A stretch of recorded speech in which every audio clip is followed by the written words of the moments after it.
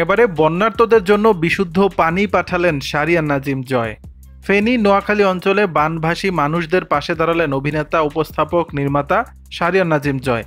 ওই অঞ্চলে দেখা দিয়েছে বিশুদ্ধ পানির সংকট। তাদের বিশুদ্ধ পানি সরবরাহ করতে জয় এগিয়ে এলেন।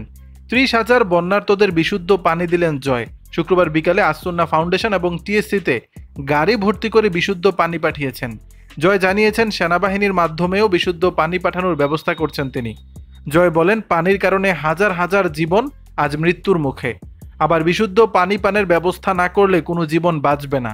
জয় বলেন, এ কারণে শুরুতে 30,000 বিশুদ্ধ পানি পাঠিয়েছি।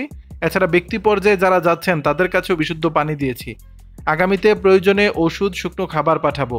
ওই অঞ্চলে খোঁজ নিয়ে জানতে পেরেছি সেখানে অর্থের চেয়ে খাবার এবং বিশুদ্ধ পানিটা আগে প্রয়োজন, তাই নিজ উদ্যোগে বিশুদ্ধ পানি পাঠিয়েছি, এমনটাই জানান জয়।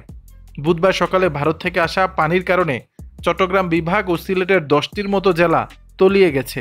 এতে 30 লক্ষাধিক মানুষ পানিবন্দী হয়ে মানবেতর জীবনযাপন করছে। দর্শক, বিষয়টি নিয়ে আপনাদের মতামত জানাবেন নিচের কমেন্ট বক্স।